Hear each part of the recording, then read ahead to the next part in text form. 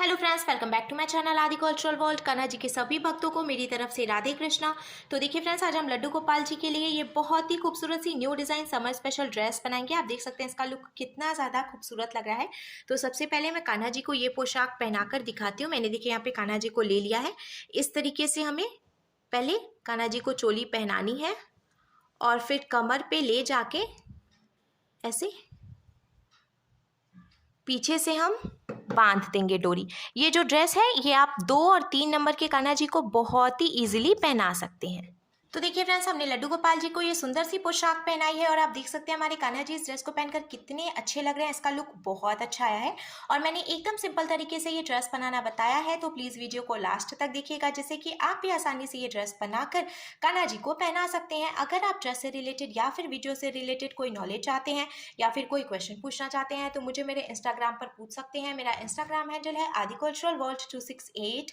साथ ही साथ मुझे फॉलो भी करें। तो चलिए फ्रेंड्स, अब हम ये बहुत ही खूबसूरत सी कान्हा जी की new design summer special dress बनाना शुरू करते हैं। इसके पहले अगर आपने अब तक मेरे चैनल को सब्सक्राइब नहीं किया है तो प्लीज मेरे चैनल को सब्सक्राइब करिए, साथ ही साथ बेल आइकन भी प्रेस करिए, जिससे मेरे आने वाली वीडियोस की नोटिफिकेशन आपको सबसे पहले मिले। ड्रेस बनाने के लिए हमने देखिए यहाँ पे पिंक कलर के अस्तर के फैब्रिक में से 2 पीसेस कट कर लिए हैं। मैंने अस्तर का कपड़ा यूज किया है क्योंकि ये काफी पतला और मुलायम होता है। आप देख सकते हैं ये आर पार झलकता भी है, साथ ही साथ प्योर कॉटन होता है। तो इसे बनी हुई जो ड्रेसेस है वो कान्हा जी के लिए गर्मियों में बहुत ज्यादा आरामदायक रहती है। पर अगर आप चाहें तो इसकी जगह पे कोई भी दूसरा कॉटन का कपड़ा यूज कर सकते हैं या फिर आप रेयॉन के फैब्रिक से भी कान्हा जी के लिए पोशाक बना सकते हैं, क्योंकि रेयॉन और कॉटन दोनों ही फैब्रिक कान्हा जी के लिए गर्मियों में बहुत ज्यादा आरामदायक रहते हैं। अब मैं आपको इसका मेजरमेंट बता देती हूँ। तो इसकी देखिए यहाँ से यहाँ तक की जो टोटल लंबाई है वो मैंने 3 इंचेस यानी कि 3 इंच रखी है और इसकी जो चौड़ाई है वो भी मैंने 3 इंच यानी कि 3 इंच रखी है। दोनों ही पीसेस का मेजरमेंट मैंने एकदम बराबर रखा है और हमने ये जो पीस कट किया है चारों तरफ से इसकी जो लंबाई चौड़ाई है वो भी बराबर होनी चाहिए। हमें एकदम चौकोर पीस कट करना है। अब हमें देखिए इस तरीके से कपड़े को रखना है और यहाँ से यहाँ तक यानी कि नीचे के 2 तरफ से हम इसको डबल फोल्ड करके सिलाई लगाएंगे। तो हमें एक बार फोल्ड करना है, फिर एक बार और फोल्ड करना है। ऐसे डबल फोल्ड करते हुए हम नीचे से 2 तरफ से सिलाई लगाएंगे। पतला पतला ही हमें फोल्ड करना है और ऊपर की 2 तरफ से हम वैसे ही छोड़ देंगे।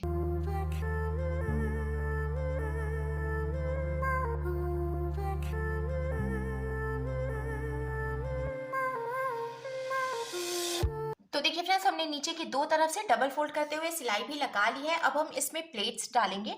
तो इस तरीके से जहाँ से हमने डबल फोल्ड करके सिलाई लगाई है वहीं से हम इसको मेजर करेंगे और 1.25 इंच पे मार्किंग कर लेंगे।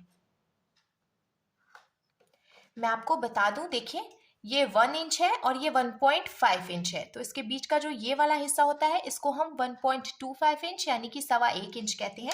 तो यहाँ से हमने डबल फोल्ड किया था और यहीं से मेजर करते हुए हमने 1.25 इंच पे मार्किंग कर ली है। सेम ऐसे ही इधर की तरफ से भी हम मेजर करके मार्किंग कर लेंगे। दोनों ही पीसेस में हमें मार्किंग कर लेनी है।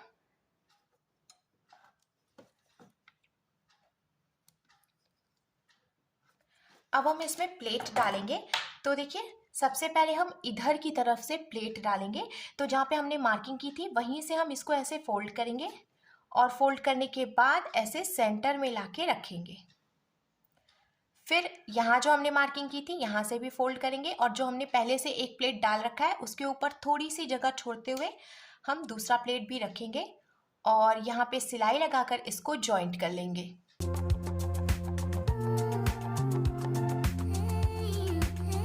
सिलाई लगा के जॉइंट करने के बाद अब ये जो दूसरा पीस है इसमें भी हम प्लेट डालेंगे। तो पहले इधर की तरफ से ये जो हमने मार्किंग की है यहाँ से फोल्ड करेंगे और ऐसे सेंटर में ले आएंगे।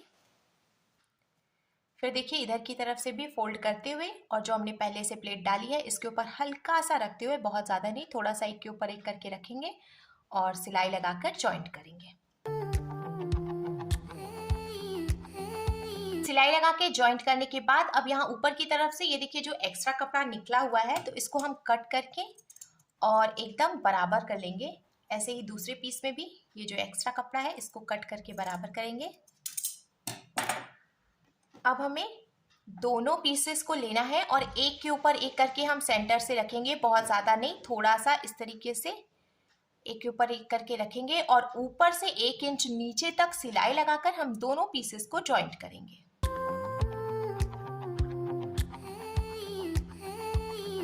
तो देखिए फ्रेंड्स, हमने सिलाई लगाकर दोनों पीसेस को जॉइंट कर लिया है और आप देख सकते हैं अब धोती का लुक कुछ ऐसे आ जाएगा। मैं आपको कमर की टोटल चौड़ाई भी बता देती हूँ। तो कमर की यहाँ से यहाँ तक की जो टोटल चौड़ाई है वो मैंने 4 इंचेस यानी कि 4 इंच रखी है।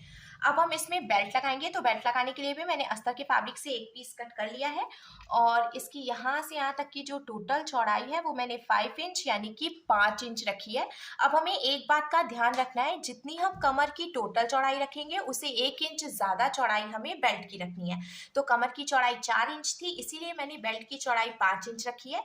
अब हमें किनारे से इसको देखिए ऐसे फोल्ड करना है और फोल्ड करने के बाद ऊपर की तरफ हम यहाँ से रखेंगे, फिर दूसरे कॉर्नर से भी हम इसको ऐसे फोल्ड कर लेंगे। तो जो 1 इंच ज़्यादा चौड़ाई हमने रखी थी, फोल्ड करने की वजह से वो एडजस्ट हो जाएगी और एकदम बराबर आएगी बेल्ट की साइज भी।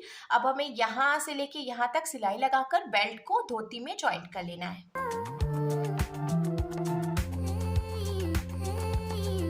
सिलाई लगा के हमने देखिए फ्रेंड्स बेल्ट भी जॉइंट कर लिया है। अब हमें इसको ऐसे ऊपर की तरफ फोल्ड करना है और धोती को पलटकर हम पीछे की तरफ से रखेंगे।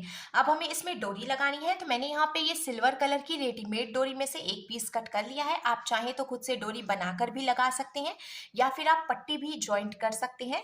अब हमें देखिए यहाँ पे रखना है इस तरीके से डोरी को, और ये जो हमने बेल्ट लगाया है इसको पहले हम पतला सा एक बार फोल्ड करेंगे। फोल्ड करने के बाद आप देख सकते हैं फ्रेंड्स एकदम सेंटर में हमने डोरी रखी है। एक बार और हम बेल्ट फोल्ड करेंगे। अब यहाँ नीचे से सिलाई लगाकर हमें बेल्ट जॉइंट करनी है। एक बात का हम ध्यान रखेंगे, जब बेल्ट जॉइंट करेंगे डोरी एकदम ऊपर यहाँ सेंटर में होनी चाहिए और जो हम सिलाई लगाएंगे वो एकदम नीचे से लगाएंगे। लेकिन अगर आप डोरी नीचे रखते हैं या फिर सिलाई ऊपर से लगाते हैं तो डोरी भी जॉइंट हो जाएगी, जिससे कि इधर उधर वो खिसकेगी नहीं और कान्हा जी को ड्रेस पहनाने में प्रॉब्लम होगी। इसीलिए हमें इस बात का ध्यान रखना है बेल्ट लगाते टाइम कि डोरी जॉइंट ना हो।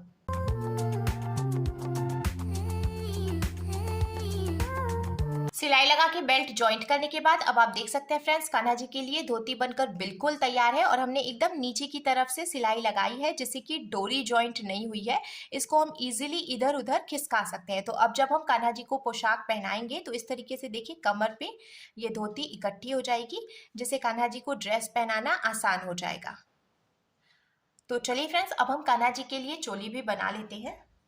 चोली बनाने के लिए मैंने यहाँ पे अस्तर के फैब्रिक से एक पीस कट कर लिया है और इसकी यहाँ से यहाँ तक की जो टोटल लंबाई है वो मैंने 8 इंचेस यानी कि 8 इंच रखी है और इसकी जो चौड़ाई है वो मैंने देखिए 1.25 इंच यानी कि 1.75 इंच रखी है। देखिए ये 1.5 इंच है और ये 2 इंच है, तो इसके बीच का जो ये वाला हिस्सा है इसको हम 1.25 इंच यानी कि 1.75 इंच कहते हैं। आप 2 इंच भी चौड़ाई रख सकते हैं। अब हमें इस तरीके से ऊपर से फोल्ड करना है एक बार, फिर हम एक बार नीचे से फोल्ड करेंगे। अब हमें बीच में से भी फोल्ड करते हुए एक के ऊपर एक करके रखना है और सिलाई लगा के पट्टी तैयार कर लेनी है।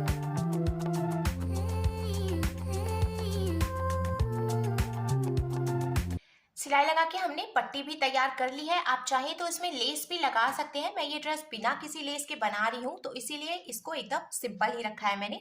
अब हम बीच में से फोल्ड कर लेंगे और देखिए इधर की तरफ से ये जो फोल्डेड वाली साइड है सेंटर है, यहीं से कट करके हम इसको 2 पीसेस में डिवाइड करेंगे। डिवाइड करने के बाद अब हमें इस तरीके से रखना है और सबसे पहले फोल्ड करके सेंटर में हम एक मार्किंग कर लेंगे, जिससे हमें पता चलेगा कि इसका बीच कहाँ पे है। दोनों ही पीसेस में हम मार्किंग कर लेते हैं।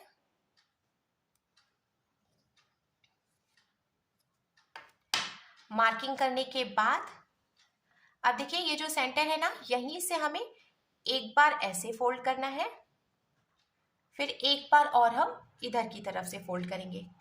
दोनों तरफ से फोल्ड करने के बाद अब यहाँ नीचे से ये दोनों पीसेस एकदम बराबर होने चाहिए और हल्का सा, बहुत ही हल्का सा देखिए ऐसे एक के ऊपर एक रखते हुए हमें सिलाई लगाकर इसको यहाँ पे जॉइंट करना है।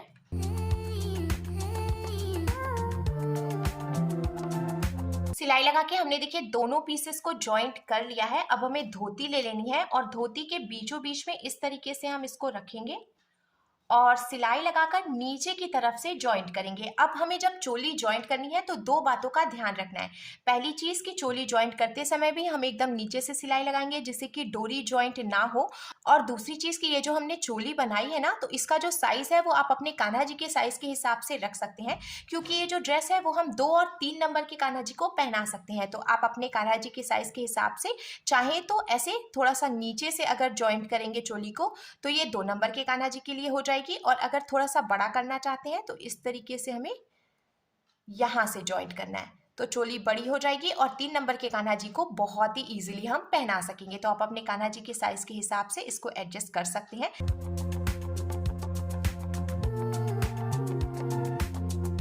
तो देखिए फ्रेंड्स, सिलाई लगाकर हमने चोली भी जॉइंट कर ली है और अब हमारे कान्हा जी के लिए बहुत ही सुंदर सी समर स्पेशल ड्रेस बनकर बिल्कुल तैयार है।